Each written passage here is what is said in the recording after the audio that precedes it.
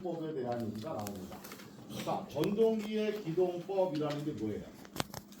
이렇게 여쭤보니까 어떤 분이 전동기를 기동시키는 방법이요 이렇게 말씀하시더라고. 전동기를 기동시키는 방법이 기동법이 아니고요. 전동기를 기동시키려면 그냥 기동 스위치를 누르면 되죠. 그죠?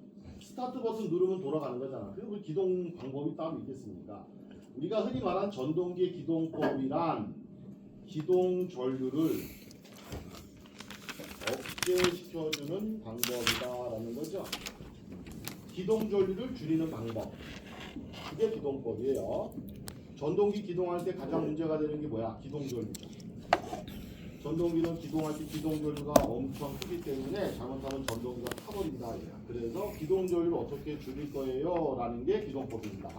자, 이때 우리가 삼상 유도 전동기를 크게 나누면 농형과 건선형으로 나눕니다. 건선형으로 나누죠. 그 중에 먼저 농형을 보시게 되면 농형 전동기에서 기동법 중에 첫 번째가 지깃기동이라는 게 있어요. 이걸 다른 말로 뭐라 그래? 전전압기동이라고도 해요. 같은 겁니다.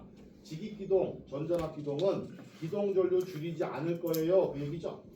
그러니까 나 한마디로 말하면 난 별도의 기동법을 쓰지 않겠습니다. 그냥 전동기 기동할 때 전격 전압을 바로 걸어서 그냥 무식하게 그냥 기동하겠다는 거야. 그 기동 전류가 커지는데 어떻게 할 거냐? 대신 5kg 이하의 소용량에만 쓰겠습니다. 용량이 작다 보니까 기동 전류가 커지더라도 크게 위험하지는 않아요. 그렇게 이해하시면 돼요.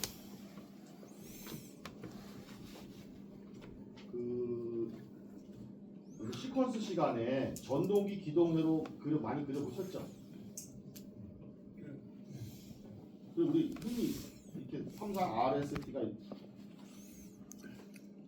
L1, L1, 2, 3로 하나요?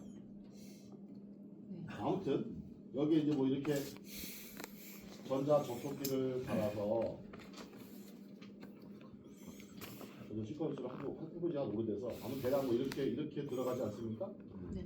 이렇게 여기다가 이제 전동기 이렇게 달잖아. 이렇게 주회로를 이렇게 간단하게 그리면 이게 지깃기동인 거죠. 그러니까 여기 전자 접촉기가 투입되면 여기 원래 이 전원의 전격 전압이 전동기에 그대로 들어간다는 거잖아. 맞죠? 그게 지깃기동이야. 그러면 기동하는 순간 기동 전류가 엄청 크다는 거고 대신에 이 전동기가 5kg 이하에서만 쓰세요. 그 얘기입니다. 그럼 5kg 넘어가면 어떻게 해요? 그러면 기동 전류 때문에 잘못하면 전동기가 타버릴 수 있어요. 그래서 우리가 5에서 15kg 정도가 되면 Y베타 기동법이라는 걸 쓴다. 그런데 이게 법으로 규정해 놓은 게 아니에요. 법적으로 5에서 15kg 사이는 Y베타를 꼭 써야 된다가 아니라 권고사항이에요. 대략 5에서 15kg 정도의 Y베타를 주로 씁니다. 라는 겁니다. 실제 실무에 가보면 한 30kg 넘는데도 Y베타 쓰기도 해요. 그러니까 꼭 Y베타는 여기만 쓰는 게 아니라 요거 넘어도 되는데 대략 요 정도 범위에서 주로 많이 사용한다라는 뜻이에요. 자, 이렇게 5에서 15kg 사이를 우리가 뭐라 그래? 중용량이라 그래. 중용량. 5kg 이하면 소용량, 5에서 15kg 정도가 중용량. 그러니까 중간 정도 용량은 주로 Y베타를 쓴다. 이렇게 아시면 됩니다. 자, 그럼 얘는 말 그대로 Y 결선하고 델타 결선을 이용해서 전동기를 기동하는 거죠. 어떤 결선일 때 전류가 적게 흘러요? Y 결선일 때 적게 흐릅니다. 자, 왜 그러냐라고 본다면 이 전동기가 지금 삼상 전동기예요. 이 전동기 안에도 건선이 3개가 들어있겠죠. 그럼 그거를 한번 내부를 들여다보니까 안에 건선이 이렇게 한 덩어리, 두 덩어리, 세 덩어리 이렇게 들어있다. 우리 전동기 보면요, 전동기가 이렇게 있으면 전동기야. 여기에 단자함이 이렇게 있죠? 단자 박스가 있어요. 여기 선이 몇 개 나와요? 삼상 전동기 6개요. 그렇죠. 6선 나와요. 하나, 둘, 셋, 넷, 다섯, 여섯 이렇게 나옵니다. 이게 이제 U, V, W, X, Y, Z 이렇게 부르기도 하고 요즘 그냥 숫자로 1, 2, 3, 4, 5, 6 이렇게 번호로 써 있기도 해요. 아무튼 이 선이 왜 6개가 나오느냐? 이 안에 건선이 3덩어리 들어있다는 거죠. 그럼 코일 건선 하나당 입력 단자, 출력 단자 2개잖아. 그래서 둘 해서 총 6개가 외부로 이렇게 선이 인출된다 그 얘기죠. 이걸 부를 때 이제 뭐 1, 2, 3, 4, 5, 6 또는 U, V, W, X, Y, Z 이렇게 부르는 거예요. 그러면 내가 삼상 운전할 때 삼상 전원 측에서 RST를 끌고 와서 여기 입력 단자에다가 이렇게 연결한 거야. 그러면 요 입력 측에다가 RST를 그대로 물려요. 그리고 요 2차 단자를 콤몽 묶어버리는 거죠. 이렇게 여기를 묶어버린다고. 이렇게. 무슨 결선? Y결선. Y결선인데요. 이 전동기 자체가 Y결선으로 운전되는 거야. 그러면 얘를 회로상으로 그리면 이렇게 그렸지만 요거 우리가 전기 회로로 그리면 Y결선이니까 부하 측의 전동기가 이렇게 Y자로 결합됐다라고 볼 수 있는 거죠. 여기가 R, S, T잖아. 그러면 여기에 선간 전압이 V가 가해졌다면 요 권선 하나에 걸린 전압은 상전압이 걸리게 되니까 얼마? 루트 3분의 V밖에 안 들어오죠. 다시 말하면 내가 380V에 걸면 이 전동기 권선 하나에는 220밖에 인가되지 않는다는 얘기야. 그럼 이 전동기는 원래 전격이 380V짜리인데 220밖에 안 들어왔으니까 전류가 어떻게 돼요? 줄어들겠죠. 대신에 회전도 정상 운전이 안 되죠. 하지만 우리 목적은 뭐야? 일단 움직이게 하고 보자는 거지. 일단 멈춰있는 놈을 돌아가게 만들자는 거야. 빌빌거리고. 이렇게 해서 전동기를 기동하다가 일정 시간 지나서 가속이 붙고 나면 얘를 어떻게 바꿔요? 자, 이 권선이 내부에 똑같이 이렇게 3개의 전동기 내부 권선이 들어있는데 전원선은 분리시키는 게 아니니까 RST는 그대로 들어간 상태에서 여기만 분리하는 거죠. 여기를 분리한 다음에 아까처럼 어떻게 이렇게 결합하면 이게 델타가 되는 거죠. 이걸 회로상으로 그리게 되면 이렇게 델타 결선으로 결합이 된다는 얘기예요.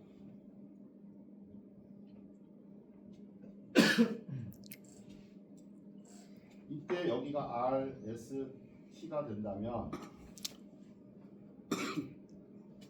여기 선간전압 V가 권선 하나에 그대로 인가되잖아요. 그럼 정상 운전 되겠죠. 380 넣으면 권선 하나에 그대로 380이 인가되니까 정상적으로 운전이 된다. 자, 그러면 Y 델타로 기동할 때 Y로 기동하면 전압이 정상적인 전격 전압의 루트 3분의 1만큼 감압되겠죠. 그래서 여러분 본문에 보니까 Y 델타 기동하게 되면 전압이 루트 3분의 1배로 기동한다 이런 얘기야. 근데 이때 조심할 건 전류, 기동 전류는 이 선전류를 기준하죠. 따라서 얘는 루트 3분의 1배가 아니라 3분의 1배가 된다는 거야. 그 다음에 기동 토크를 물어보면 우리가 토크는 전압 제곱에 비례합니다. 그러니까 전압이 루트 3분의 1배로 감압이 되면 토크는 여기 제곱에 비례하니까 역시 3분의 1배로 줄어든다라는 거죠. 자, 여기서 이 기동전류를 주목하셔야 되는데 왜 기동전류가 전압을 루트 3분의 1로 줄였는데 똑같이 루트 3분의 1배가 아니라 3분의 1배가 되느냐. 이건 선전류를 기준한다 그랬죠. 선로에 흐르는 전류. 그러면 이렇게 Y결선 시에 이 선로에 흐르는 전류를 Y결선 전류라고 보고 델타로 운전할 때 선로 전류를 I 델타라고 가정한다면 얘네들을 비교해 보세요 라는 게 시험에 나오잖아요. 그럼 먼저 같은 전동기니까 권선 한 상에 대한 임피던스는 똑같다고 보자 이거죠. 그러면 요 Y결선 시에 이 선전류를 구하려면 우리가 Y결선은 원래 임피던스 가지고 구하면은 상전류를 먼저 구하는 거죠. 요 권선 상에 흐르는 전류가 얼마야? 임피던스 분의 전압이고 Y에서는 상전류와 선전류가 똑같으니까 결국 Y결선 전류는 임피던스 분의 루트 3분의 V가 돼서 이거 정리하면 뭐예요? 루트 3 Z분의 V가 됩니다. 자, 이제 델타로 운전했을 때는 똑같이 권선 하나의 임피던스가 Z라고 본다면 요 상에 흐르는 전류는 임피던스 분의 전압이죠. 그럼 그냥 Z분의 V가 되는데 선전류는 델타에서 얘보다 루트 3배 커지잖아요. 따라서 델타 결선 시의 전류는 Z분의 V에다가 루트 3배만큼 커지더라. 그 얘네들이 비교해 보세요. 그러면 Y 결선 시와 델타 결선 시의 전류를 비교해 보자 이거야. 그럼 루트 3 Z분의 V 델타는 Z분의 루트 3배의 V가 돼서 여기 V 날라가고 Z 날라가면 이렇게 곱하는 거니까 3분의 1배가 나온다 이 얘기죠. 그래서 시험 문제에 그냥 Y 델타 기동 시의 기동 전류가 몇 배냐 이렇게 물어보면 3분의 1배라고만 답하셔도 돼요. 근데 간혹 문제 보면 Y 델타 기동 시의 전류가 어떻게 되는지를 비교하여 설명하세요 이렇게 나올 때가 있어. 그럼 그때는 그림은 그리지 않더라도 Y 결선 시의 전류가 이렇게 되고 델타에서는 이렇게 되니까 둘이 비교를 해서 요 식을 써주시면 되겠다 이거죠. 그래서 3분의 1배가 된다라고 적어주시면 됩니다. 그럼 우리 전동기로 가보면 이게 아까 이게 무슨 기동이라 했어요 이게 전전압 기동, 지기 기동. 기동이라는 건 이 안에 이 전동기 안에 건선이 이렇게 세 덩어리가 들어있다는 얘기 아니야? 네.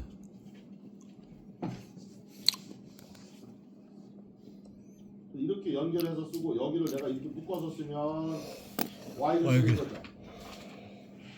이 전동기 2차 측에서 선 나온 거를 묶어서 쓰면 나는 220V에 그냥 지기 기동 쓰겠다는 거고 얘를 갖다가 아까처럼 그냥 이렇게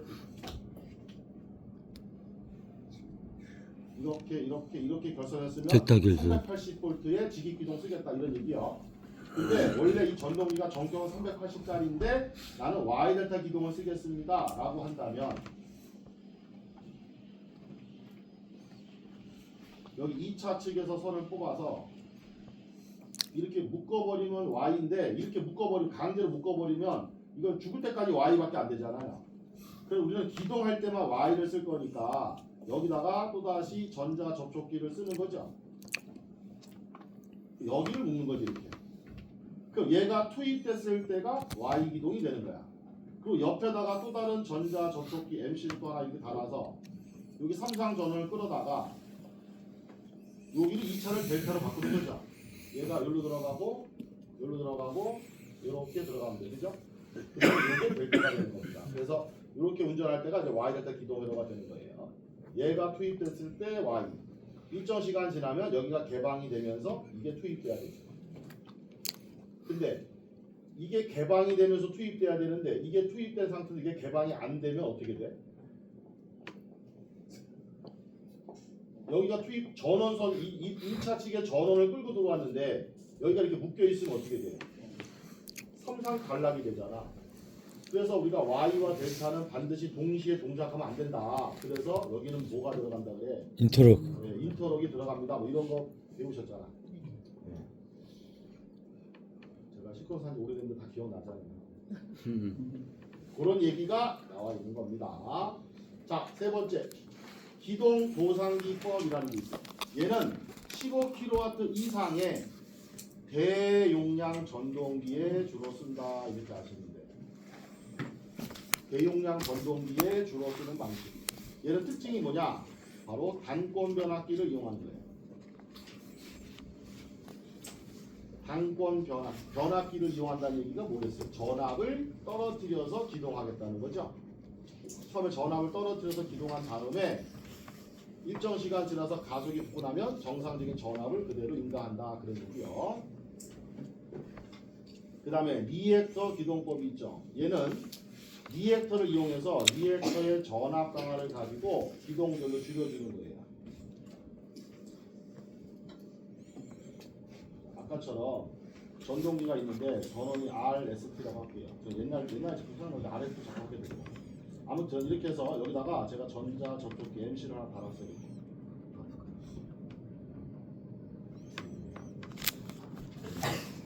그리고 그대로 전동기에다 연결했어요.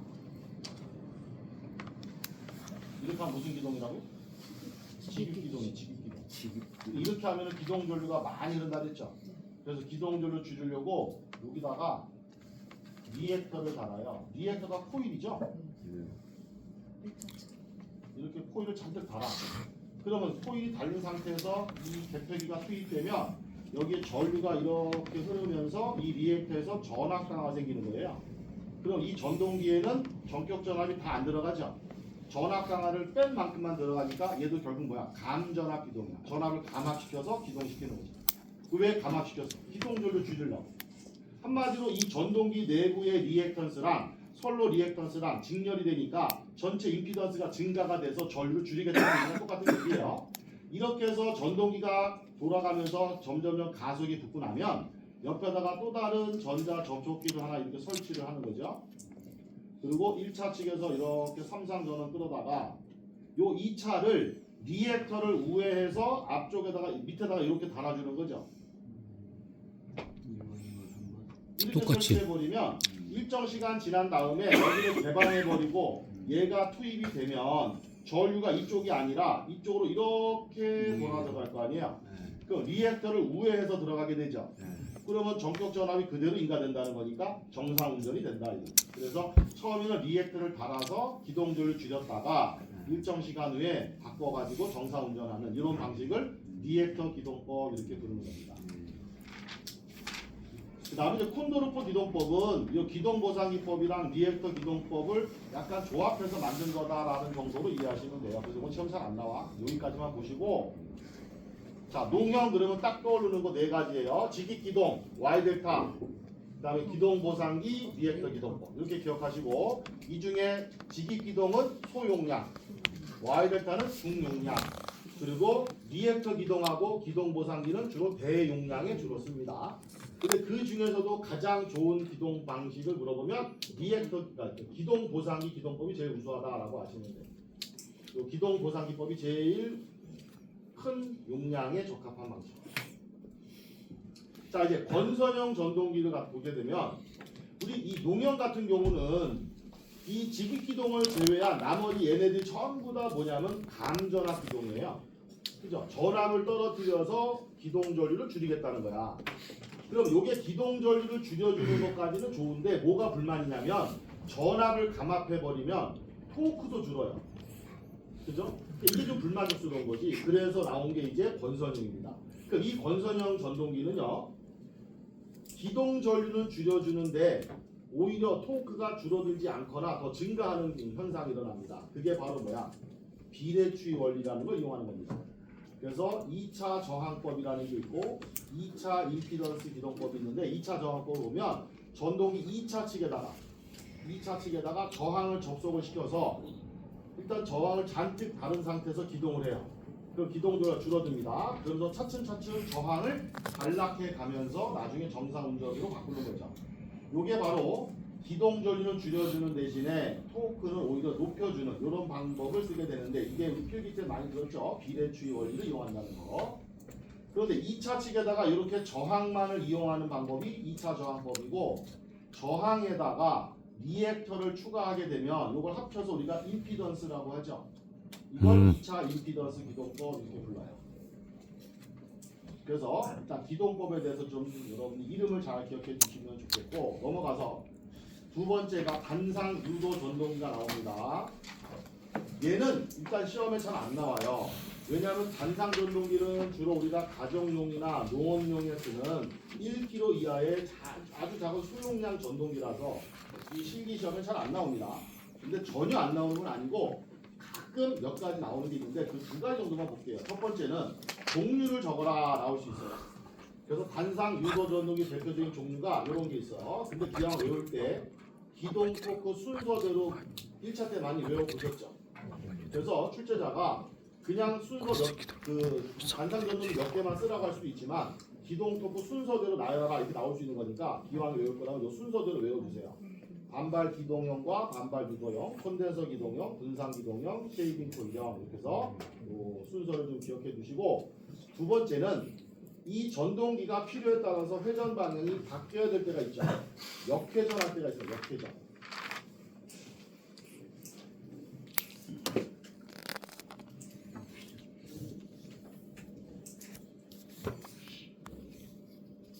이 삼상 유도 전동기는 역회전 어떻게 해요?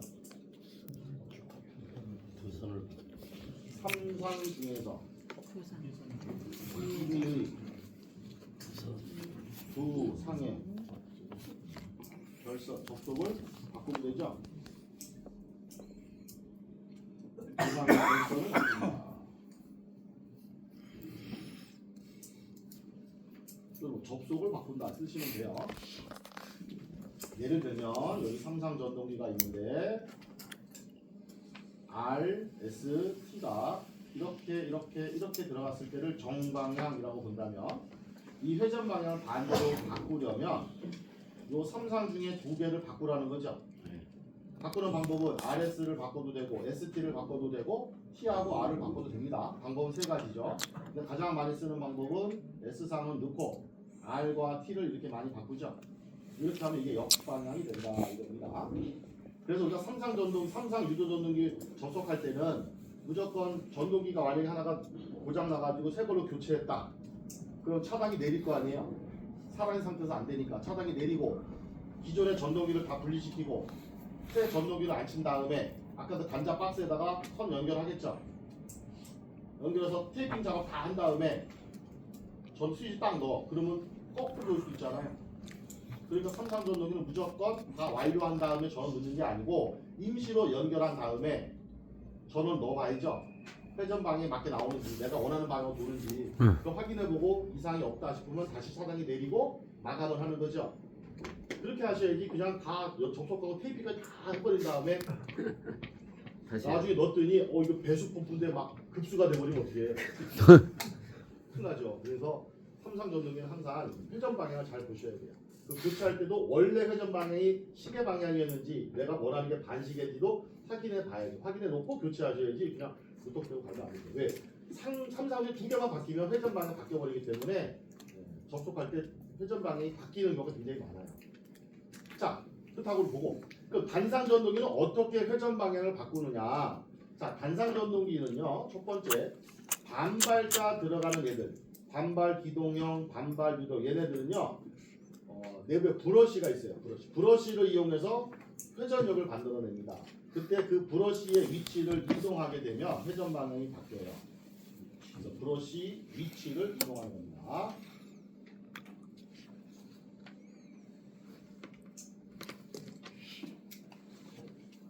그다음에 두 번째가 이제 콘덴서 기동형하고 분산 기동형 얘네들은요.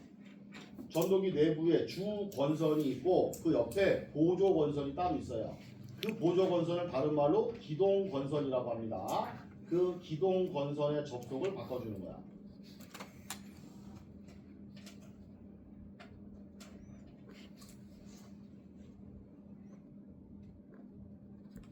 마지막으로 쉐이딩 코일형이라고 부르는 이 전동기는 역회전이 안 되죠.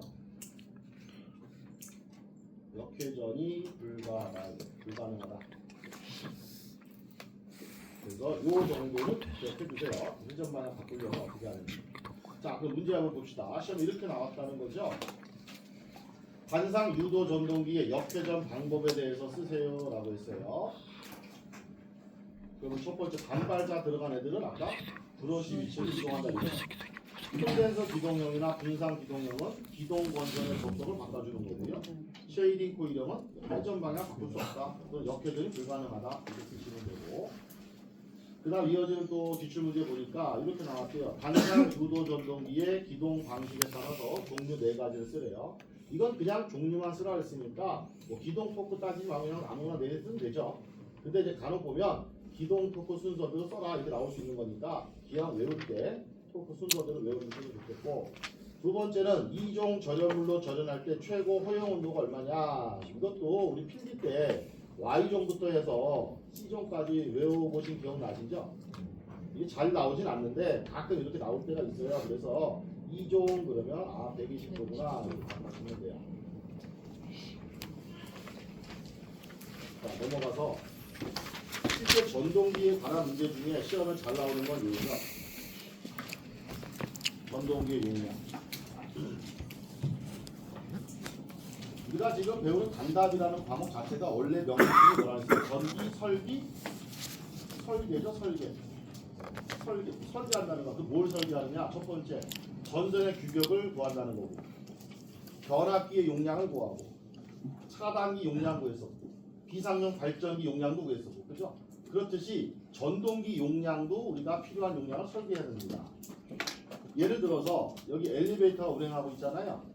저 엘리베이터가 옥상에 올라가면 삼상 유도 전동기가 있을 거예요.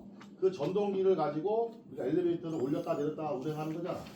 그럼 여기 설치할 때 저 전동기 용량이 얼마짜리 몇만 원짜리 전동기를 설치해야 되느냐 이거 우리가 설계해야 된다는 거죠. 그런 거를 설계할 때 우리가 사용하는 공식이다라는 겁니다. 근데 이 전동기가 사용하는 용도가 굉장히 많은데 우리 시험에 주로 나오는 건 두 가지예요. 양수 펌프용 전동기하고 건상기용 전동기입니다. 건상기라는 건 무거운 물질을 들어올리는 거죠. 그래서 시험에 건상기라고도 나오고 기중기라고도 나와요. 그리고 엘리베이터도 건상기에 들어갑니다. 그러니까 이게 엘리베이터가 포함된다라고 아시면 돼요. 그래서 공식이 이렇게 나와 있는데 이 공식을 제가 잠깐 설명을 드릴게요. 이 기본적으로 우리 이런 얘기 한번 해봅시다. 자, 여기 물이 있어요. 물. 자, 높은 곳에 물이 있는데 이 물이 H미터라고 하는 높은 곳에 올라가 있다라고 예를 들어봅시다. 자, 이 높이를 H라고 해봅시다. 얘를 뭐라 그래? 낙차라고 그래. 낙차. 그리고 물의 양이 얼마나 되느냐? 이 물의 양이 많을 수도 있고 적을 수도 있죠. 그 물의 양을 우리가 유양 또는 수양이라고 해요. 물의 양이라 이거지. 이걸 Q라고 쓰고 기본 단위가 미터 3승 퍼 세크예요. 1초 동안에 몇 입방메타 물이 흘러가느냐 이런 얘기예요. 부피죠, 부피. 자, 그러면 이 Q라는 물이 H미터 높이에 있으면 위치 에너지를 갖겠죠.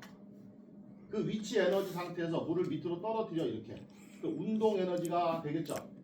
그 운동 에너지가 얼마 나오느냐 이걸 계산해 보면 중력 가속도 9.8을 곱해서 HQ를 곱한 만큼의 킬로와트가 나오게 돼요. 그 이걸 우리 뭐라 그래? 이론적인 출력이라고 그러죠. Q만큼의 물이 H에서 떨어질 때 발생하는 에너지 요거예요. 근데 이 에너지가 떨어지면서 저절로 킬로와트라는 전기로 바뀌는 게 아니죠. 물이 떨어지면서 저절로 전기가 되는 게 아니라 이만큼의 에너지를 이용해서 밑에 뭐를 돌려? 수차라는 놈을 돌려요. 물레방아. 그럼 이 수차가 돌아가는 힘으로 발전기를 돌리겠죠. 그리고 비로소 이 발전기로부터 전기 에너지가 나오는 거죠. 그런데 이런 수차나 발전기 같은 모든 회전기기든 마찰 등에 의해서 뭐가 생겨? 손실이 생겨요. 그럼 손실이 존재한다는 건 여기에 효율이 존재한다라고 봐야죠.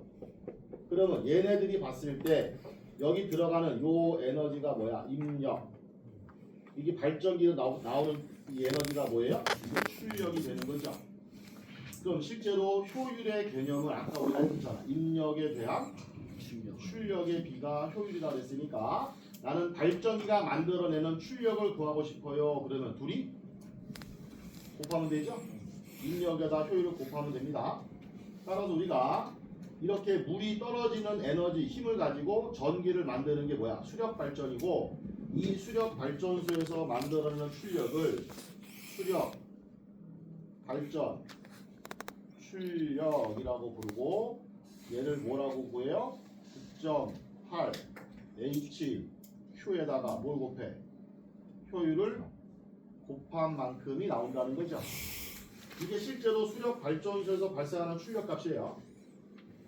입력과 효율의 곱이니까 이게 입력으로 들어가서 여기 효율만큼만 내보낸다는 거잖아. 자, 이제 그럼 반대로 얘는 높은 곳에 있는 물이 떨어지면서 에너지를 만들어내는 거라면 이게 거꾸로 아래쪽에 물이 있었어. 자, 이 밑에 있는 물을 높은 곳까지 내가 올리려고 해요. 얘를 이렇게 올리려고 하는 거야. 퍼 올린다 이거지. 자, 이 높이가 얼마냐? H라 그래요. 우리가 위에서 떨어질 때는 낙차라는 말을 쓰는데 올라갈 때는 낙차라는 말보다는 양수. 양정이라는 말을 양수기록. 양수하는 높이다. 그래서 양정이라는 말을 씁니다. H미터 높일 거야. 자, 이때 물의 양이 얼마냐? 얘를 Q 입방메타 퍼 세크라고 한다면 아까는 얘가 수량 또는 유량이라고 불렀는데 얘도 뭐 유량이라고 해도 되지만 올릴 때는 양수량이라고 불러. 양수량. 양수라는 게 물을 올리겠다는 뜻이에요. 그럼 Q만큼의 물을 H미터로 올리려면 얘가 올라가려면 얼마의 에너지가 있어야 돼요? 당연히 9.8 HQ. 킬로와트의 전력이 있어야 물이 올라가겠죠. 우리 에너지 보존의 법칙 이런 거 들어보셨죠? 네. 에너지는 뭐야? 저절로 사라지거나 저절로 생기지 않습니다. 형태가 변환돼 갈 뿐이라는 거야. 그러니까 Q라는 물이 H에서 떨어질 때 9.8 HQ의 에너지가 발생한다면 당연히 동일한 에너지를 가해줘야 물이 올라가는 거예요. 그런데 이만큼의 에너지를 물에다가 직접 가하는 게 아니죠. 우리가 물 떠다 놓고 전기를 지지면 얘가 올라가는 게 아니잖아. 여기 뭐가 있어야 돼? 모터가 펌프가 있어야 돼. 펌프. 그리고 이 펌프를 가동해주는 전동기 모터가 있어야 전동기 되죠. 뭐 펌프. 우리가 모터를 가동하면 얘가 펌프를 가동시켜서 얘가 물을 빨아들여 가지고 위로 올린다는 거지, 그죠? 이게 양수기야, 양수기. 그러면 이 펌프가 가동하려면 전동기를 가동시켜야 되고 우리가 전동기에다가 전기를 넣어줘야죠. 네. 그 내가 전기를 얼만큼 넣어줘야 내가 원하는 양의 물을 올릴 거냐 이거지. 그럼 이제 이 펌프나 전동기도 회전기기니까 여기는 손실이 존재할 거고 효율이 있을 거 아니에요. 네. 그럼 이제 얘들 입장에서 보면 내가 여기다 넣어주는 얘가 입력인 거죠 이제는. 네. 그 얘가 올려야 되는 이만큼 에너지가 이게 출력이 돼버린 거야. 네. 그럼 양수 펌프의 출력 구하세요 이렇게 말하면요. 양수 펌프 출력이라는 게 결국 입력 쪽을 구하라는 얘기예요. 말은 양수 펌프 출력이라고 부르지만 실제 여기를 물어보는 거라고. 그 입력을 구하려면 어떻게 돼? 효율과 입력은 자리를 바꿔야죠. 네. 출력을 효율로 나눠야 됩니다. 그래서 양수 펌프에 대해서 출력 구하라 이렇게 물어보면 이게 시험에 나와서 자꾸 혼동하시는 게 출제자가 양수 펌프 출력을 물어본단 말이에요. 그러니까 출력이라는 말 때문에 항상 우리가 출력 구할 때는 효율을 곱한다 이렇게 오해하신단 말이야. 근데 그게 아니라 말은 이렇게 말하더라도 이때 P는 9.8배의 HQ를 효율로 나눠야 된다 그 얘기야. 킬로와트. 내가 이걸 좀 강조하려고 좀 설명드리는 게 효율을 나눈다는 거. 무조건 우리가 효율 나오면 막 곱하는 계산하는 분이 많이 계시는데 내가 효율을 무조건 곱하는 게 아니라 내가 구하려는 게 출력 쪽이냐 아니면 내가 넣어줘야 되는 입력 쪽이냐를 구분하셔야 돼. 입력이면 손실을 고려하면 더 커져야 되잖아요. 맞죠? 커져야 되니까 효율을 어떻게 해야 돼? 나눠야 되는 거예요. 근데 이게 출력이란 말에 현혹되시면 안 된다고. 여기 들어가는 입력을 물어보는 거야. 자, 그래서 결론은 요게 여러분이 이제 암기하셔야 되는 첫 번째 출제자가 양수 펌프. 원래 출력이라고 물어보는데 저는 양수 펌프용 전동기 동력이라고 할게요. 자꾸 헷갈리니까 한마디로 이게 뭐야? 전동기 용량을 말하는 게 용량. 양수 펌프용 전동기의 용량이 어떨까 용량? 이게 이제 얼마냐 이렇게 물어보면 방금 말씀드렸듯이 양수는 9.8배의 HQ를 효율로 어떻게 하라고요? 나눠야 된다. 그런데 출제자가 여유계수 또는 기계정수 또는 여유상수 이런 걸 줄 때 있어. 그럼 여유를 주겠다는 거니까 당연히 뭐야? 곱해줘야겠죠? 만약에 1.2배의 여유를 줘라. 그러면 1.2. 1.2배 곱해서 더 크게 설계하라 이런 얘기입니다. 요게 킬로와트예요. 이렇게 구하는 거예요. 자, 근데 제가 요 Q가 뭐라고 했어요? 용량. 요게 양수 양이라 했죠? 물의 양. 물의 양. 기본 단위가 뭐야? 양수량이. 초당 세제곱미터. 초당. 리터 3승 세트가 기본이에요. 그래서 여기에 요 단위가 기본적으로 뭐냐면 리터 3승 세트야. 초당 양수량. 근데 우리가 실제 양수 펌프를 보시면 실제 실무에서 양수 펌프의 그 라벨을 이렇게 명판을 보면 대부분 규격이 분당 양수량으로 나와요. 초당으로 쓰는 게 아니라 1분 동안에 얼만큼 물을 올릴 거냐 이렇게 쓴단 말이에요. 여기를 분으로 바꾸려면 1분은 60초잖아요. 60초로 나와요. 내가 여기를 분을 집어넣으려면 60으로 이렇게 나눠야죠. 네. 맞죠? 그 여기를 분으로 바꿀 수 있다고. 그럼 60분에 이게 10이 좀 안 되죠? 이게 10이면 약분해서 6분의 1이 되겠지만 10이 좀 안 되다 보니까 얘가 대략 6.12 정도 나와요. 딱 떨어지진 않는데 네, 6.12. 대략 분모에 6.12가 남고 2타가 되면 9.8은 약분돼서 없어졌다라고 HQ만 남게 되고 여유계수 K를 곱하시면 됩니다. 그럼 두 번째 이렇게 6.12로 계산할 때 여기 양수량은요 미터 3승/미니츠 분당 빈. 양수량이다라는 거야. 빈민. 그래서 우리는 요 공식을 얘를 같이 기억해 두시면 좋겠습니다.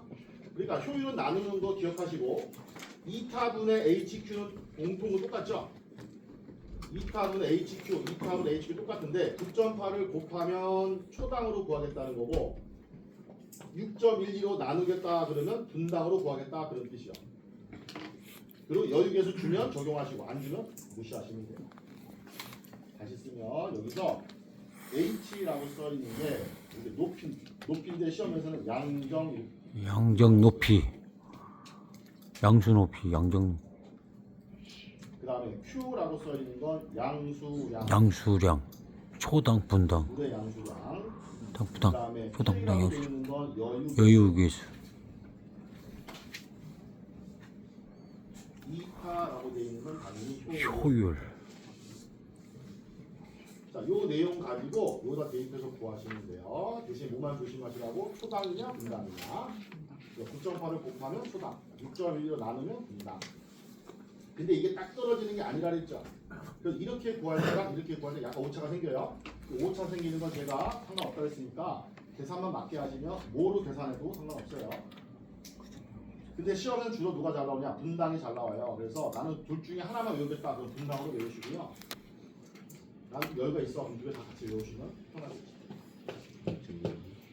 자, 이게 가장 기본이에요. 여기서 이제 다른 모든 게 다 파생돼 나갑니다. 실제로는 양수 펌프가 있는 게 아니라 기중기, 건상기도 있고, 그다음에 뭐 송풍기, 바람 불어주는 송풍기도 전동기가 들어가잖아요. 이 전동기가 들어가는 데는 굉장히 여러 가지가 있는데 시험에서는 주로 이제 양수 펌프랑 건상기가 주로 나온다 그랬고, 건상기는 무거운 물체를 들어 올리는 거라 그랬죠. 네.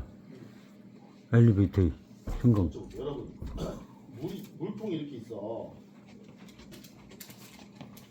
자, 가로가 1m, 세로도 1m, 높이도 1m야. 그 요 물통의 부피가 얼마예요? 세제곱미터. 세제곱미터죠. 1 200m. 여기다 물을 가득 채우면 이게 무게가 얼마예요? 그렇죠. 1톤이에요. 1톤. 가로 1m, 세로 1m, 높이가 1m. 그 물통에다 물을 채우면 무게가 1톤이에요. 1톤. 그러면 우리가 양수 펌프라는 게 물을 퍼올리는 거라 그랬죠.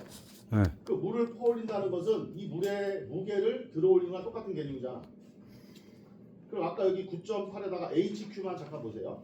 이 HQ라고 하는 것이 이게 높이의 양수량이죠.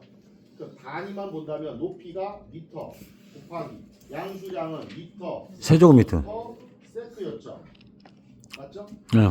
앞에 9.8 곱하는 거잖아. 네. 그러면 9.8. 근데 요 1 입방메타가 물이라고 하자면 무게가 얼마라고요?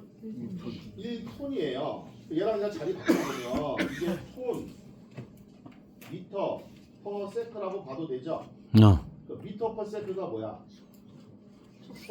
속도. 톤은 무게죠? 여기. 그럼 내가 Q만큼의 물을 H미터만큼 올리겠다는 얘기나 몇 톤의 무게를 갖고 있는 물체를 몇 미터 퍼 세크의 속도로 끌어올릴 거냐라는 거는 개념이 똑같다는 거예요. 그래서 보통 무게를 웨이트라서 W라고 쓰고 속도를 V라고 쓰는데 저희 교재에는 이 무게를 W라고 안 쓰고 G 이렇게 썼어요. 그러니까 뭐 쓰기 나름인데 뭐 G로 써도 되고 W 써도 되는데 제가 바꾸면 헷갈리니까 우리 책처럼 G라고 할게요. 그러니까 HQ와 GV는 개념 물리적으로 같은 개념이다라고 보면 되죠. 그러면 여기 공식에 똑같이 9.8에다가 HQ 대신에 GV라고 넣으면은 양수 펌프가 아니라 건상기가 되는 거예요. 기중기. 네, 그래서 이거 그대로 식을 써보면 두 번째로 여러분이 이제 알아두실 게 건상기가 나오고요. 이게 시험에 나오면 기중기로 나올 수도 있고요. 그리고 건상기에는 엘리베이터가 포함된다는 거. 엘리베이터 문제 나와도 이거로 푸는 거예요. 이 건상기용 전동기의 용량을 구해봐라. 그러면 식이 다른 게 아니라 똑같다는 거야. 대신 9.8 대신에 HQ 대신에 G, V 이렇게 넣으시면 되고 역시 효율로 나누시면 돼. 그리고 여유계수 주면 곱하시면 돼요. 그죠? 대신에 이때 G가 뭐예요? 무게. V는 뭐야? 속도. 전압. 그러면 큰일 나죠. 속도예요, 속도. 근데 이 속도가 미터 퍼 세트야. 뭐예요? 초당 속도. 미터 1초 동안에 몇 미터 이동하냐 이겁니다. 1초 동안 그런데 이 권상기도 대부분 뭐야? 분당 속도로 나와요. 이따 여러분 수업 이제 끝나고 가실 때 엘리베이터 타실 거죠? 네. 저 엘리베이터 명판 써있어 그 붙여 있죠. 거기 뭐 몇 인승, 그다음에 뭐 적재 하중이 얼마 다 써 있는데 거기에 그 속도가 있어. 운행 속도. 그 속도 보시면 아마 분당 속도로 써 있을 거예요.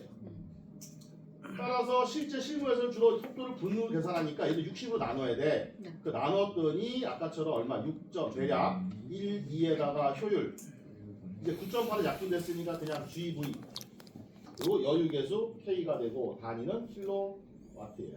대신에 6.12로 나눴다라는 건 요 속도가 뭐가 돼? 미터 퍼 초당 미니츠, 분당 분당 속도가 된다. 분당 속도. 그래서 초냐 분이냐 요것만 잘 구분하시면 되겠죠. 그래서 항상 9.8을 곱한다 그러면 초로 기준하는 거고 6.1로 나눈다 그럼 분으로 분은? 나눈다 이렇게 아시면 돼. 자 여기서도 이제 G 그러면 뭐예요 이게? 무게 무게인데 웨이트 좀 다른 말로 하면 들어올리는 무게다. 그래서 권상하중이라고 불러요. 관상하죠. 근데 이때 조심하실 게 아까 제가 단위 과정을 보여드렸지만 여기가 뭐가 들어가야 되냐면 톤이 들어가야 돼요. 톤. 요거를 조심하세요. 요거로 요런 거 출제자가 장난 많이 치죠. 자, 내가 800kg의 물체를 들어올리려고 합니다. 이렇게 말하면 하중은 얼마로 봐야 돼? 0.8톤 이렇게 봐야죠. 알겠죠? 네. 이렇게 나오면 톤 보시면 안 돼. 항상 톤을 기준으로 한다는 거 알아두시고 그다음 V라고 써 있는 건 권상 속도예요. 들어올리는 속도. 속도. 이 속도는 이제 두 가지가 있다는 거. 초당 속도냐, 분당 속도냐. 그다음에 K는 아까처럼 여유계수. 근데 이 여유계수가 엘리베이터 문제가 나오면 여유계수라는 말 대신 평형률이라는 말로 나와요. 그래서 평형률 이렇게 나오면 그게 여유계수라고 보시면 돼요. 그 다음에 이제 이타라고 하면 이게 뭐야? 효율. 그래서 전동기 용량 문제 나오면 이 두 가지가 대체적으로 주로 나오니까 이 두 가지만 잘 기억해 주시면 됩니다. 예를 들어 밑에 문제 한번 잠깐만 볼게요. 여기 보시면 어느 철강 회사에서 천장의 크레인을 이용해서 권상하중 80톤의 무게를 2m/min 속도로 들어올린다는 거야. 이게 하중이니까 G, 이게 속도니까 V죠. 이때 권상용 전동기에 소요되는 출력이 얼마? 이게 출력이라고 주는데 오해하셔가지고 효율을 곱하시면 안 된다는 거야. 항상 나누는 거예요. 이때 권상기 효율은 70% 0.7이래. 그럼 권상기 그러면 내가 딱 기억나는 게 9.8 GV 나누기 이렇게 구할 거냐 6.12 그냥 GV로 구할 거냐 이거죠. 네. 지금은 내가 분으로 구할 거니까 요걸로 계산하면 되겠다. 6.1리터. 그리고 여유계수 넣어야 되는데 여유계수 안 줬어. 그러면 빼면 되죠. 그럼 무게는 80, 속도는 2, 6.12 곱하기 효율은 0.7 이렇게 넣어서 계산하면 끝나죠. 그럼 요런 전동기를 사용하면 된다. 이 얘기. 또 별거 없네요. 자 이렇게 해서 우리 전동기 내용은 끝났어요. 뭐 별거 없어. 이제 뒤에 문제가 남았는데 1번부터 이제 문제를 보셔야 되는데 오늘 시간이 다 된 관계로 이게 몇 개 안 되지만 요거는 여러분 한번 풀어보세요. 풀어보시고 다음번에 저랑 같이 한번 또 볼게요. 몇 개 안 되니까 쭉 다 같이 보시고 그리고 7장도 내용이 얼마 안 되니까 같이 보고 남는 시간에 자료도 주시면 몇 개 한번 이렇게 함께 풀어보시면 이 부분 가져오시라는 거 같이 가지고 보시기 바랍니다. 다음 주에 뵐게요. 수고하셨습니다. 고맙습니다. 위에